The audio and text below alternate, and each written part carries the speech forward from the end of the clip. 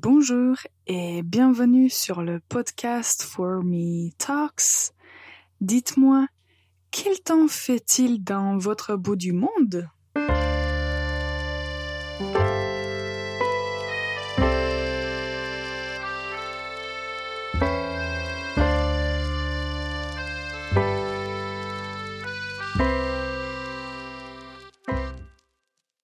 Bonjour et bienvenue sur le podcast For Me Talks, le podcast pour les apprenants intermédiaires et avancés qui veulent améliorer leur connaissance de la langue française. Moi, je m'appelle Ivana, je suis prof de français et je suis là pour vous aider à maîtriser les règles de la langue française. Alors, aujourd'hui, nous allons parler d'un sujet dont je parle, je crois, tous les jours. Et je trouve que c'est un bon sujet à discuter quand vous ne savez pas de quoi parler. Et ça peut être très pratique dans des discussions quotidiennes. Mais avant d'en parler plus en profondeur, je vous donne la faute de la semaine. Écoutez bien la phrase. Il a plu. Il a plu. Quelle est la faute? La faute, c'est le mauvais usage du mot. Parce qu'en français, quand on dit la pluie, c'est le nom. Et le verbe pleuvoir, au passé composé, va se prononcer plu.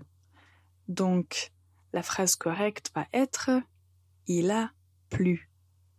Il a plu. Alors, vous l'avez peut-être deviné, le sujet pour aujourd'hui, c'est la météo. Mais nous n'allons pas parler tout le temps des expressions que vous connaissez sûrement ou dont on a déjà parlé. Il y a aussi une vidéo que j'ai faite sur la météo et que vous pouvez trouver sur YouTube. Là, vous allez entendre les phrases les plus importantes concernant la météo. Aujourd'hui, on va faire un bref récapitulatif de cette première partie et l'idée pour aujourd'hui, c'est de vous parler de quelques expressions idiomatiques sur la météo, sur le temps. Alors, avant de parler de ces expressions, tout d'abord, la question qu'on pose quand on veut demander à quelqu'un le temps qu'il fait dans son pays ou dans sa région, on va demander « Quel temps fait-il » ? Quel temps fait-il ? Moi, j'ai l'habitude de demander « Quel temps fait-il aujourd'hui ?» Et donc, ça, c'est la façon la plus facile et la plus commune de poser la question sur le temps, sur la météo. D'habitude, il faut retenir que quand on parle de la météo, on va utiliser le verbe « faire ». Donc, on va dire « il fait froid »,« il fait chaud »,« il fait frais ». Donc, dans ce contexte, il ne faut pas utiliser le verbe « être », mais le verbe faire. Il fait beau. Quand on parle de la température spécifique, quand on parle des degrés de température, on va aussi utiliser le verbe faire et on va dire « il fait 27 degrés aujourd'hui ». Il fait 27 degrés aujourd'hui. Vous pouvez aussi utiliser le verbe avoir quand vous parlez de la météo et vous pouvez dire « il y a de la pluie », « il y a du vent », « il y a de la neige ». Donc là, on utilise en fait l'expression « il y a » et puis on ajoute le nom pour décrire le temps qu'il fait. On peut aussi utiliser le verbe être pour parler de la météo, mais on va dire plutôt c'est nuageux, c'est orageux. Donc le contexte est un peu différent parce qu'on parle des conditions spécifiques et pas du temps en général comme quand on utilise le verbe faire. D'accord. Alors ça, c'est la base concernant la météo quand vous devez juste répondre très facilement à la question qu'on vous pose. Et maintenant, nous allons voir quelques expressions qu'on peut utiliser pour soit parler du temps qu'il fait, soit pour parler d'autres choses, mais en utilisant des termes qui sont liés au temps. Alors, je vous donne la première expression. Il pleut des cordes. Il pleut des cordes. Dans la première phrase, la faute de la semaine, on a déjà mentionné « il a plu ». Quand on dit « il pleut des cordes », ça signifie qu'il pleut très fort. Donc, si vous voulez juste décrire la pluie, vous pouvez dire « il pleut des cordes, je ne peux pas sortir, il pleut tellement que ce serait impossible pour moi de sortir et d'aller là où je veux. » Donc, il pleut des cordes. La majorité de personnes, quand il pleut des cordes, pensent qu'il fait mauvais. Donc, on peut dire il fait un temps de chien. Il fait un temps de chien. Le chien, c'est comme animal. Donc, si quelqu'un dit il fait un temps de chien, ça signifie en fait qu'il fait mauvais. Donc, il ne fait pas très beau. Il fait mauvais, il fait un temps de chien. On ne peut pas aller pique-niquer parce qu'il fait un temps de chien. Et l'autre expression, alors s'il pleut des cordes et vous n'êtes pas chez vous, mais vous êtes à l'extérieur et vous n'êtes pas à l'abri, donc vous ne vous êtes pas caché de la pluie, vous allez être trempé comme une soupe. Alors, être trempé comme une soupe, ça signifie que vous êtes complètement mouillé. Donc, on peut dire, il a plu des cordes et moi, j'étais dans la rue et j'étais trempé comme une soupe. Ces expressions sont vraiment drôles. Et je suis sûre que dans d'autres langues, il y a les mêmes ou peut-être des expressions similaires. Maintenant, on va faire une petite pause et après la pause, je vais vous donner deux autres expressions qui sont peut-être plus importantes parce qu'on peut les utiliser dans des contextes différents. Et nous allons aussi parler de la phrase à prononcer. Alors, restez avec nous, on revient dans un instant. This podcast, For Me Talks, is sponsored by For Me Languages, an online language school. To book your first class, check out the website www.formelanguages.com. Bonjour et bienvenue encore une fois pour ce nouvel épisode du podcast For Me Talks. Aujourd'hui, on parle de la météo, on apprend quelques expressions utiles et on apprend bien sûr la prononciation. Avant de continuer et de vous donner deux autres expressions pour moi intéressantes et bonnes à savoir, je voulais aussi vous inviter à nous rejoindre aux ateliers de conversation. Comme c'est l'été, peut-être que c'est le bon moment de profiter de votre temps libre et de pratiquer le français. Donc, si vous aimez discuter avec d'autres francophones sur des sujets variés, allez sur notre site www.formelanguages.com et là, sur la page d'accueil, vous allez trouver toutes les informations concernant les ateliers, les témoignages des personnes qui ont déjà participé et vous allez pouvoir vous y inscrire.